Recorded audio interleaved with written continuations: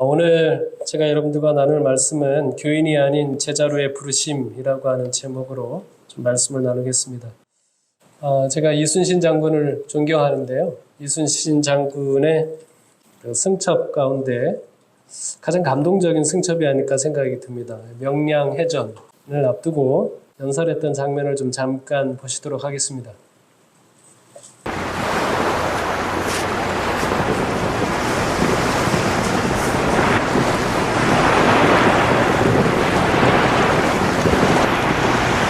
조선 수군은 패배할 것이다. 우리 모두는 전멸할 것이며, 그러므로 이곳 명량의 바다는 조선 수군의 무덤이 될 것이다.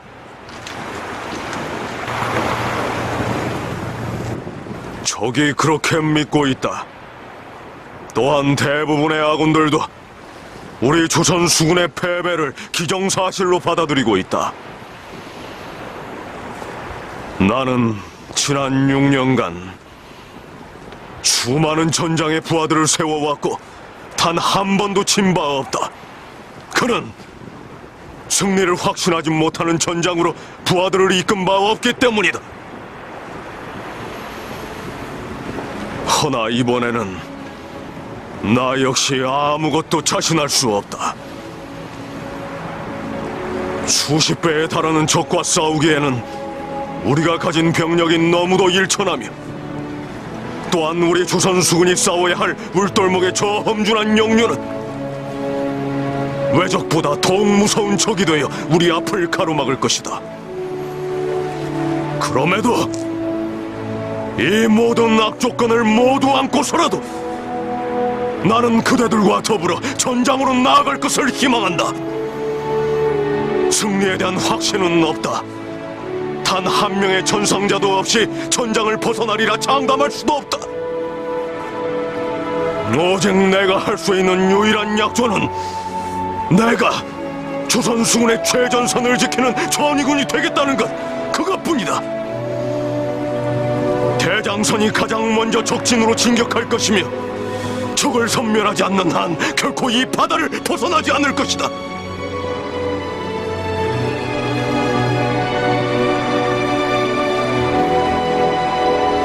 살고자 하면 죽을 것이요, 죽고자 하면 살 것이니, 목숨과 바꿔서라도 이 조국을 지키고 싶은 자, 나를 따르라!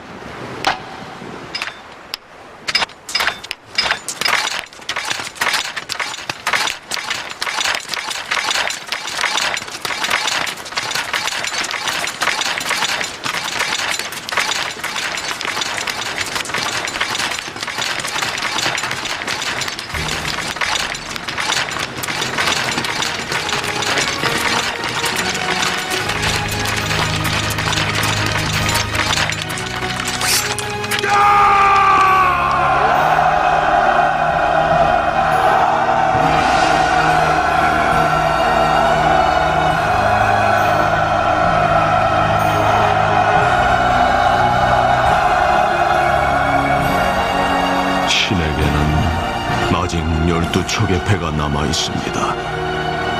신의 몸이 살아있는 한 적은 감히 이 바다를 넘보지 못할 것이옵니다. 여러분, 우리 임진왜란을 생각을 해보면 그 문경세제를 버리고 조선의 모든 육군 병사들을 모아서 충주호에 배수진을 쳤다가 전멸한 그 군대가 필요하겠습니까? 아니면 12척의 수군으로 133척의 외적 함대를 물리친 이순신의 군대가 필요하겠습니까?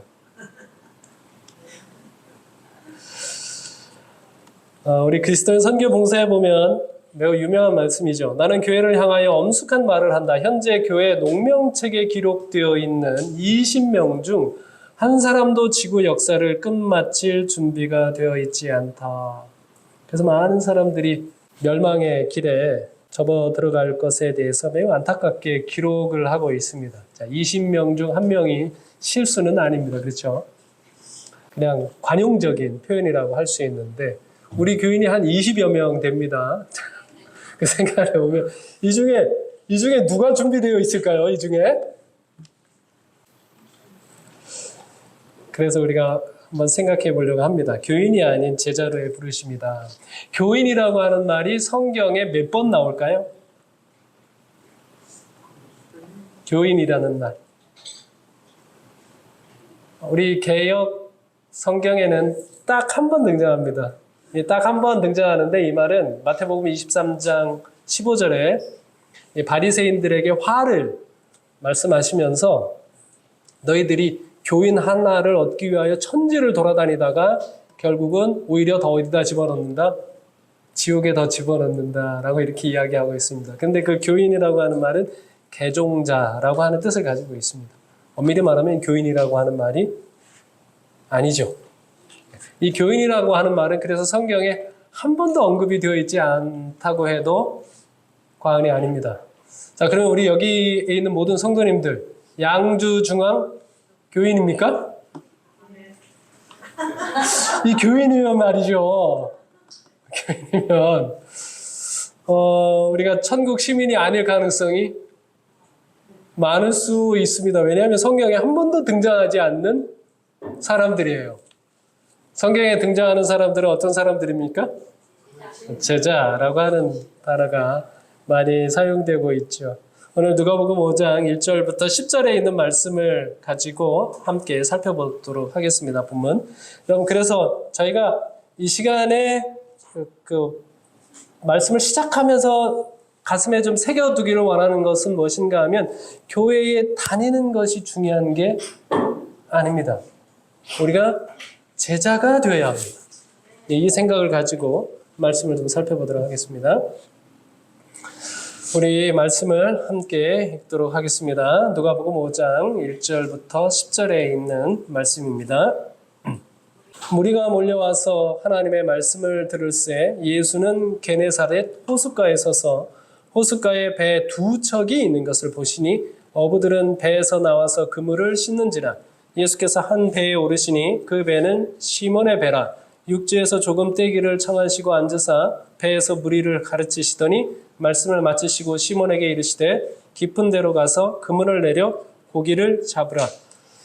시몬이 대답하여 이르되 선생님, 우리들이 밤이 새도록 수고하였을 때 잡은 것이 없지만은 말씀에 의지하여 내가 그물을 내리리이다 하고 그렇게 하니 고기를 잡은 것이 심히 많아 그물이 찢어지는지라.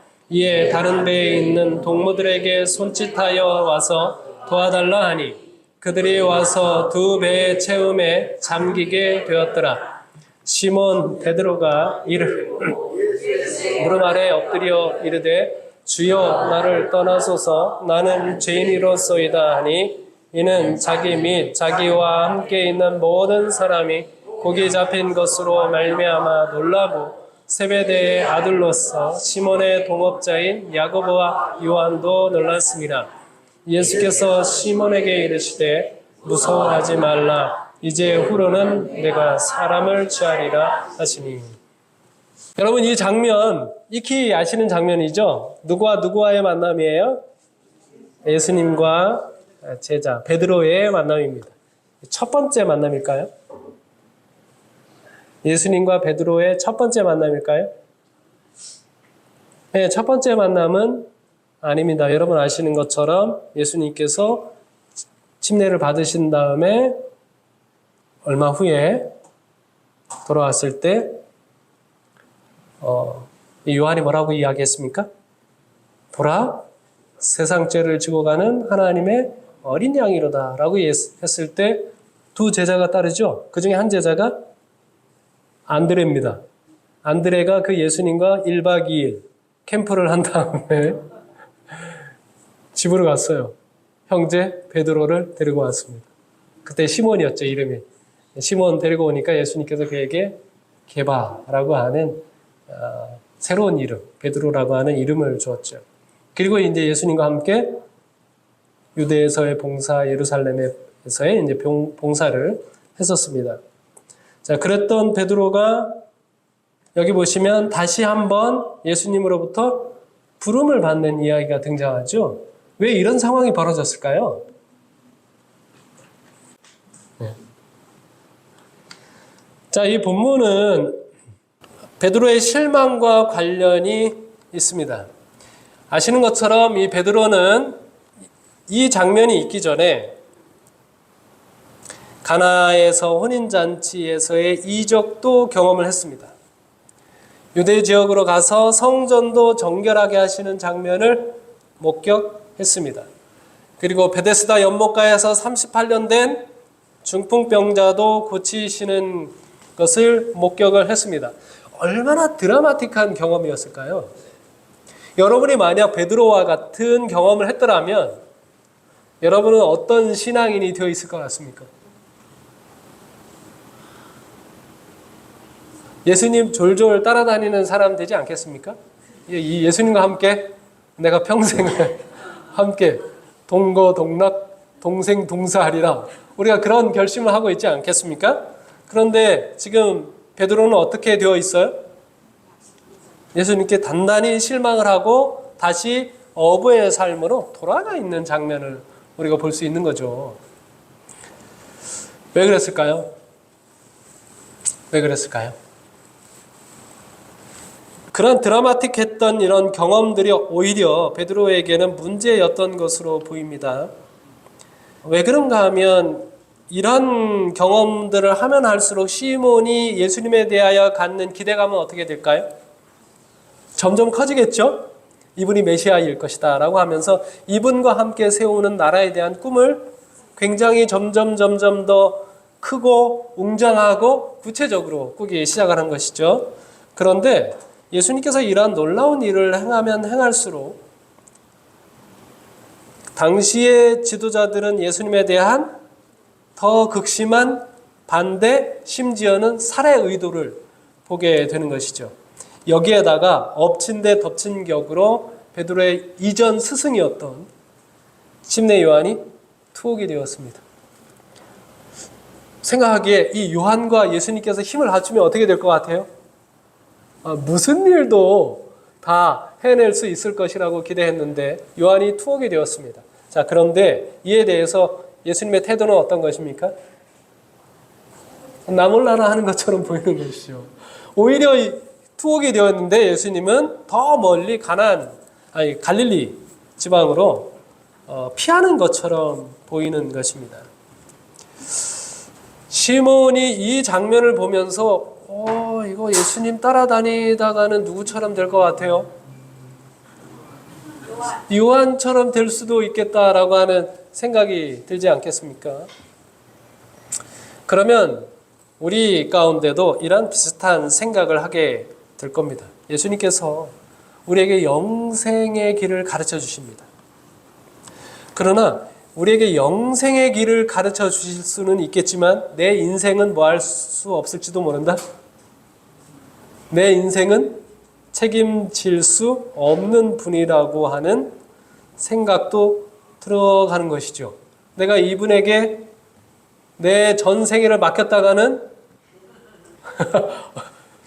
이게 어떻게 될지도 모르는 것입니다. 그래서 그렇다면 좋은 그 거리를 두는 게 좋겠죠. 내가 매일 예수님을 지근거리에서 쫓아다닐 필요가 없이 누구처럼? 갈릴리 가버나움에 가면 그 예수님 말씀 설교 들으러 수많은 군중들이 모여들지 않습니까? 나도 그 군중의 한 사람처럼 내가 필요할 때 예수님 말씀 들으러 왔다가 나 충분히 들었으면 또 뭐하고? 내 할 일 하면서 내 생애를 살아가면서 살면 되지 않겠는가라고 하는 그런 생각을 하고 있는 것이죠. 그래서 이 누가는 참 재미있게 표현하고 있습니다. 이미 시몬과 안드레 그리고 요한과 야고보는 예수님의 제자였습니다. 초기 제자였습니다.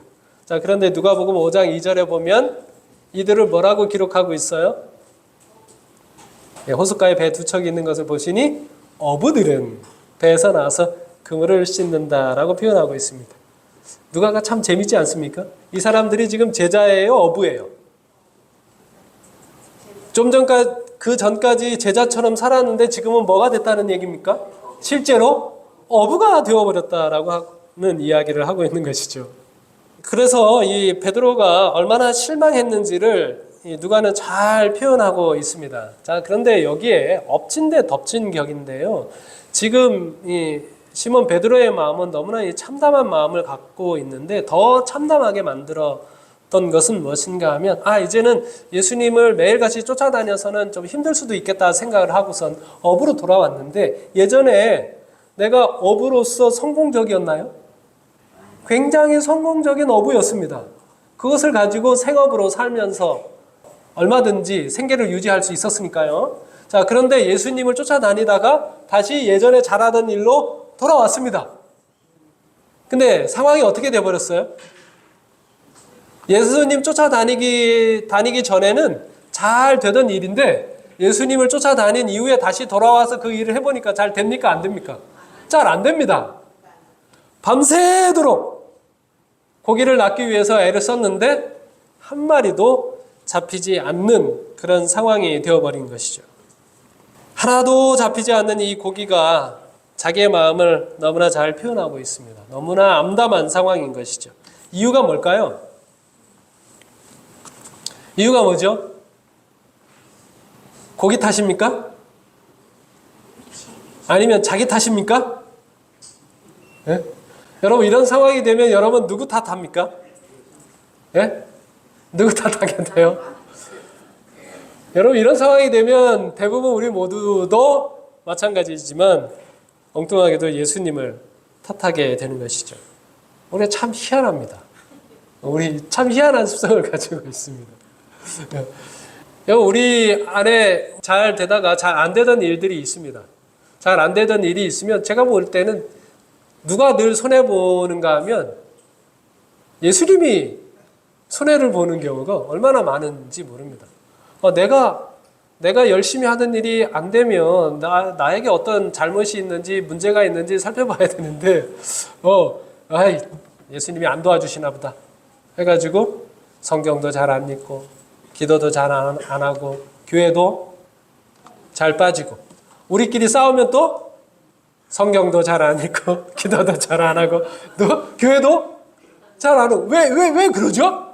우리끼리 싸웠으면 우리의 문제를 해결을 해야 되는데 우리 일이 잘 안 되면 우리의 일 가운데서 문제를 찾아봐야 되는데 우리는 늘 자주 예수님을 탓하고 교회를 탓하고 하는 경우가 참 많이 있는 것이죠. 지금 제자들이 그러한 상황 가운데 빠져 있는 것입니다. 자, 그런 제자들을 누가 찾아왔어요? 예수님께서 찾아왔습니다. 예수님께서 시몬 베드로의 배에 올라서 말씀을 가르치십니다. 그리고 그에게 말씀을 마친 다음에 깊은 데로 가서 고기를 잡으라라고 하는 명령을 내리고 있습니다. 여러분, 이 장면은 굉장히 흥미로운 장면입니다. 그물을 지칭하는 말이 세 가지 말이 있어요. 이 딕티온이라고 하는 말은 일반적인 그물을 이야기할 때 쓰는 말입니다. 자, 그런데 그물에 있는 두 종류가 있지 않습니까? 낮은 데에서 잡는 투망이 있습니다. 투망이라고 하는 말은 암피블레스트론이라고 하는 단어를 쓰고요. 그 다음에 저 밑에 깊은 데서 그물을 내려가지고 잡는 저인망이죠. 저거는 예인망, 사게나라고 하는 단어를 씁니다. 자, 예수님께서 깊은 데로 가서 그물을 던져라 라고 이렇게 이야기를 합니다. 자, 그러면 깊은 데로 가서 그물을 던지려면 어떤 그물을 써야 할까요? 네? 튼튼한 거? 튼튼한 거. 저거죠. 예인망, 저인망. 저 깊은 데까지 그물을 내릴 수 있는 그 그물을 내려야 되지 않겠어요? 자, 그런데 마태복음 4장 18절에 보면 그 제자들이 손질하고 있었던 그물은 어떤 그물이에요? 네, 투망입니다. 얕은 데서 치는 그물인 것이죠. 이게 말이 되는 명령입니까? 아닙니까? 얕은 데 치는 거랑 깊은 데로 내리라니까 그게 말이 안 되지. 그쵸? 자, 그러면 제자들이 어떻게 했어야 될까요? 제자들이 어떻게 해서, 나 지금은 그물이 없네요. 그러면 빨리 보내가지고, 깊은 데로 가서 치는 그물을 가지고 와야 되지 않을까요? 예수님께서 그렇게 명령하셨으니까 어떻게 했을까요? 제자들은. 순종했는데 어떻게 했을까요? 네, 그냥 순종한 것으로 보입니다. 그들이 가지고 있었던 그물을 그냥 던지는 것이죠. 기대하고 있는 겁니까? 기대하지 않고 있는 겁니까? 예수님께서 명령을 하고 있지만 기대는 안 하는 겁니다. 그리고 예수님께서 뭐라고 말씀하셨는가 하면 말씀을 마치시고 시몬에게 이르시되 깊은 데로 가서 그물을 너희가 내려 고기를 너희가 잡으라 이렇게 되어 있습니다. 이 복수 형태로 되어 있어요. 그러니까 혼자 내리는 게 아니라 뭐 하는 거예요? 다른 제자들과 같이 그물을 내리라고 이야기하고 있습니다. 그러니까 예수님께서는 많이 잡을 것을 기대하시고 있는 거예요. 많이 잡을 것을 기대해서 같이 그물을 내려라 라고 이렇게 명령을 하고 있는데요. 이걸 알아듣습니까? 못 알아듣습니까? 못 알아듣죠. 못 알아들은 이제 베드로는 어떻게 하는가 하면 시몬이 대답하여 이르되 선생님 우리들이 밤이 새도록 수고하였으되 잡은 것이 없지만은 말씀에 의지하여 참 좋아요. 이 정도만 해도 좋은 겁니다. 말씀에 의지하여 뭐하리이다? 내가 그물을 내리리이다 라고 대답을 하고 있는 것입니다.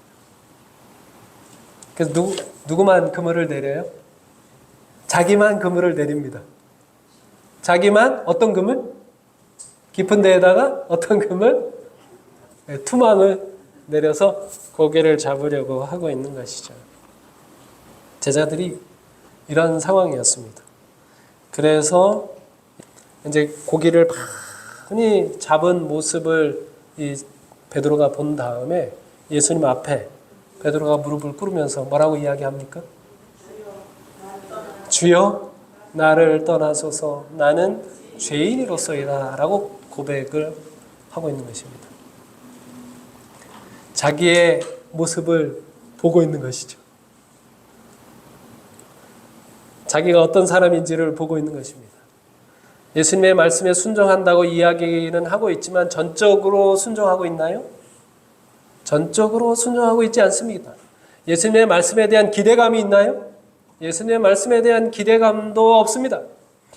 여러분 이 교회 오실 때 가장 중요한 것이 무엇인가 하면 여러분 교회 오실 때 여러분은 기대감을 가지고 오셨습니까? 아니면 그냥 와야 되니까 오셨습니까? 교회에 나오지 않는 것도 문제지만 교회에 올 때 아무런 기대감도 가지지 않고 오는 것도 그건 더 큰 문제입니다. 왜냐하면 우리를 뭐 할 수 있게 하는가 하면 우리를 오히려 위선적인 신앙을 할 수 있기 때문에 그렇습니다. 여러분 교회 와서 예배할 때 여러분은 어떤 기대감을 가지고 오십니까? 네? 요한복음 4장에 보면 하나님께서 신령과 진정으로 예배하는 자를 찾는다고 말씀하셨어요. 그 신령과 진정으로 예배하는 사람들은 어떤 사람입니까? 네? 기대하고 온 사람인데 어떤 사람이에요? 그 사람은 하나님께서 예수님께서 그에게 주시고자 하시는 축복, 예수님께서 그에게 주시고자 하시는 변화를 뭐 하는 것입니까? 그대로 받아들인 사람이죠. 그래서 우물가에 있었던 여인이 그 예배를 통해서 그의 전생애가 그 한 번의 예배를 통해서 일순간에 바뀌지 않습니까? 하나님께서 찾으시는 예배자는 그런 예배자입니다. 하나님께서 나에게 오늘 우리의 삶에서 나의 삶 속에서 어떤 것을 변화시키기를 원하시는 것인가 라고 하는 그런 기대감을 가지고 와서 그 기대감을 이 예배를 통해서 경험하는 그런 예배자를 찾고 있는 것이죠. 이 베드로는 그 예수님을 만나면서 예수님을 보게 됩니다. 그는 예수 안에서 만물을 지배하고 계시는 분을 보았다. 신성의 임재하심이 자신의 부정함을 드러내었다. 그의 선생에 대한 사랑, 자신의 불신에 대한 수치, 그리스도의 겸비에 대한 감사, 그러나 무엇보다도 무한히 순결하신 분 앞에서 자기는 깨끗이 못하다는 느낌 등이 그를 압도하였다. 그의 동료들이 그물 속에 든 고기를 거두어 드리는 동안 베드로는 구주의 발 아래 엎드려서 주여 나를 떠나소서 나는 죄인이로소이다 라고 부르짖었다. 그는 예수님 앞에 무엇을 보게 되었어요? 무엇을 보게 되었습니까? 무한히 순결하신 분 앞에 있는 부정한 자기 자신을 보게 된 것입니다.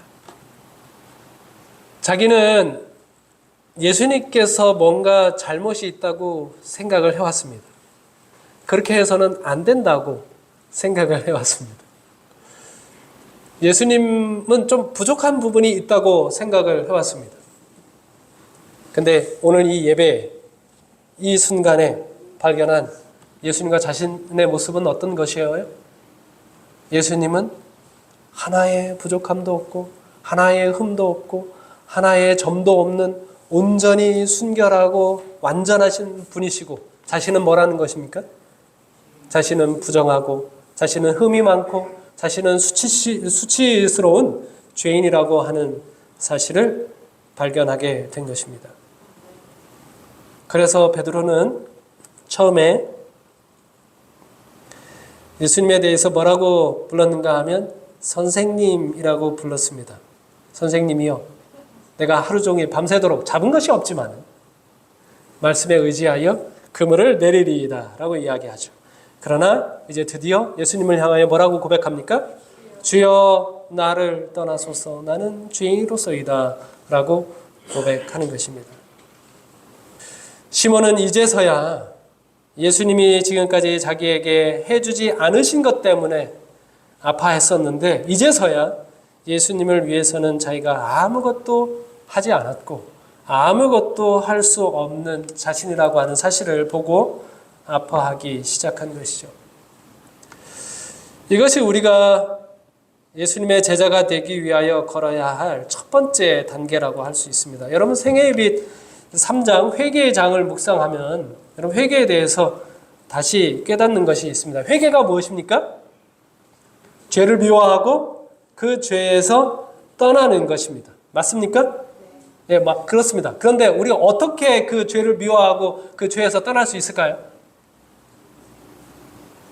그 회개가 이루어져야 되는데 어떻게 해야 우리가 그 죄를 미워하고 그 죄에서 떠날 수 있습니까? 여러분 회개하려고 노력해 보셨잖아요. 죄가 밉습니까? 죄가 좋습니까? 저는 죄가 좋던데요. 그러면 내가 극복하고 싶은 죄가 있는데요. 극복하고 싶은 죄를 회개하려고 하면 그 죄를 미워해야 되는데요. 제가 솔직히 말씀을 드리면 그 죄를 완전히 버리고 싶지 않아요.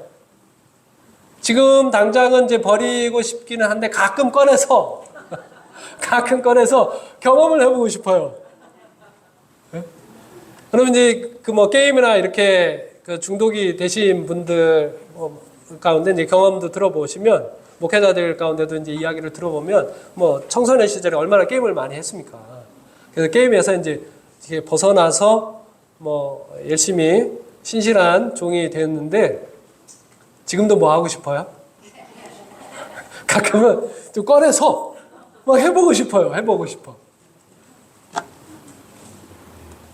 우리가 죄를 미워한다고 하는 것이요, 우리 스스로 하는 것이 가능합니까? 불가능합니까? 불가능한 일입니다. 그래서 이 회개에 대한 이야기를 한다면 5장에 가서 보면 하나님께 우리가 버려야 할 마음이 어떤 것인가라고 말씀하시면서 그냥 죄로 더러워진 그 마음 자체라고 이야기하고 있습니다. 그 마음 자체를 하나님께서 받기를 원하신다라고 말씀하고 있어요. 그러니까 우리가 어떻게 회개하는 것입니까? 네? 하나님, 제가 그 죄를 미워하게 해 주십시오 라고 하는 것은 아마 다음 단계인 것 같습니다. 첫 번째 계단은 뭐예요? 하나님, 제가 이 죄를 너무너무 좋아합니다. 하나님, 저는 이 죄를 버리고 싶지 않습니다. 이 죄로 더러워진 그 마음 그대로를 하나님 앞에 내려놓는 것이 바로 회개의 첫 계단이라고 할 수 있습니다. 지금 베드로가 그러한 자신의 모습을 예수님 앞에 고백하고 있는 것이죠. 난 정말 예수님을 위해 한 게 아무것도 없구나. 앞으로도 나는 할 수 없구나. 나는 예수님을 위해서 무언가 하고 싶지만 예수님께 이런 말씀밖에 드릴 수밖에 없는 것입니다. 주여 나를 떠나소서. 나는 죄인으로서이다. 나는 예수님에게 아무런 쓸모가 없는 사람입니다. 그런데 베드로가 어떻게 해요? 근데 이걸 누구 무릎 아래서 하는 겁니까? 예수님의 무릎 아래서 하는 겁니다. 예수님 나를 떠나소서라고 하면서 그 예수님의 발을 뭐하고 있는 거예요? 발을 붙잡고 있는 것이죠.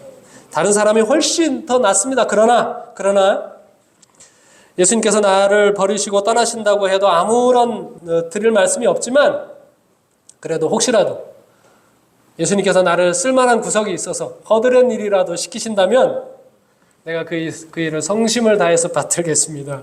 이런 마음으로 예수님 앞에 고백하고 있는 것이죠. 여러분 여기서부터 뭐가 시작이 되는가 하면 초대교회가 시작이 된 것입니다. 예수님의 위대한 사랑에 비춰본 나의 형편없는 예수님에 대한 사랑을 발견한 데서부터 초대교회가 시작이 된 것이죠. 그래서 누가는요, 이 사건 이전에는 베드로에 대해서 뭐라고 부르는가 하면 시몬이라고 부릅니다. 이 사건 이후에는 뭐라고 부를까요? 시몬 베드로라고 부릅니다. 이 사건 이전에는 뭐고요? 그냥 시몬. 이 사건 이후에는 시몬 베드로. 딱 한 번 시몬이라고 하는 이야기가 나옵니다. 그 얘기는 뭐냐면 예수님이 시몬아, 내가 기도해야 된다. 사단이 너를 밀가부로 듯 하려고 다가온다라고 하는 예수님의 말씀을 하실 때만 딱 시몬이라고 기록되어 있고 누가가 지칭을 할 때는 시몬 베드로라고 부르고 있는 겁니다. 여러분 우리가 예수님의 제자가 되어야 합니다. 예수님의 제자가 된다고 하는 것은 여기 말씀하고 있는 것처럼 그냥 단순히 예수님을 따라다니는 그런 사람이 아니라 예수님으로 말미암아 온전히 변화되고자 하는 그런 마음을 가지고 있는 사람인 것이죠. 여기 시대의 소망에는 2배의 체험에 잠기게 되었더라라고 하는 말씀을 설명하면서 이때까지 제자 중에 아무도 동역자로서 예수와 온전히 연합한 자는 없었다고 기록하고 있습니다. 1년 가까운 시절을 제자들과 함께 지냈지만 이 제자들이 예수님과 온전히 동역을 했어요? 온전히 연합했어요? 그렇게 되지 못했다고 하는 사실입니다. 그리고 드디어 예수님께서 그들을 향하여 나를 따르라. 내가 너희를 사람을 낚는 사람을 취하는 어부가 되게 하리라 라고 말씀을 하십니다. 이런 사람들에 대한 기대를 이렇게 표현을 하고 있습니다. 그리스도를 가장 사랑하는 자는 가장 많은 선행을 행할 것이다. 자아를 물리치고 자기의 마음에 성령께서 역사하실 여지를 만들고 하나님을 위하여 전적으로 헌신한 생애를 사는 자의 유용성에는 제한이 없다. 지금은 한 명이 있는 곳에 100명의 그리스도의 교역자들이 있게 될 것이다 라고 말씀하십니다. 교회에 교인이 필요한 것이 아니라 누가 필요하다는 거예요? 교역자가 필요한 것이랍니다. 이 양주중앙교회를 향하여 예수님께서 기대하고 있는 것은 무엇일까요? 여기에 교인이 많아지는 것일까요? 아니요. 교인이 많아지는 것이 아니라 일꾼이 많아지는 것입니다. 제자가 많아지는 것입니다.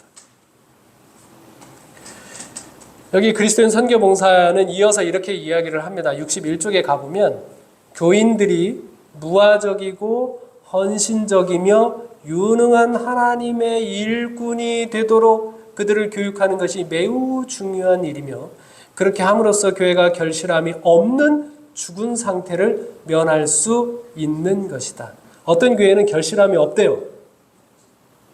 어떤 교회가 결실함이 없어요? 그런 교회는 교회가 아니죠. 결실함이 없는 교회니까. 그런 교회는 교회가 아닙니다. 교회가 아닌 교회는 어떤 교회예요? 무화적이고 헌신적이며 유능한 일꾼이 없는 교회입니다. 그래서 하나님께서 원하시는 교회는 어떤 교회라는 거예요? 이 교인들이 무화적이며 헌신적이며 유능한 하나님의 일꾼이 되는 것이라고 말씀하고 있는 거예요. 그런 일꾼이 필요하다는 것입니다.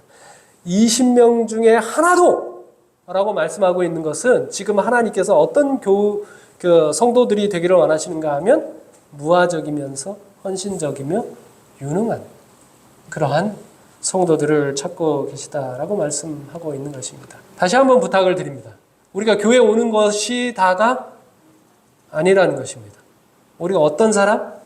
무화적인 사람, 이타적인 사람, 다른 사람을 돌보고 살피는 사람, 내 것을 기꺼이 희생할 수 있는 사람, 다른 사람을 존중하고 다른 사람을 높이는 그런 사람이 필요하다라고 말씀하십니다. 그런 제자들로 가득 찬 교회를 하나님께서 원하시고 있다고 하는 말씀입니다. 우리 양주 중앙교회가 바로 하나님이 찾으시는 그런 아름다운 교회, 우리 모든 성도들 각자가 되기를 간절히 바라면서 말씀을 마치겠습니다. 아멘.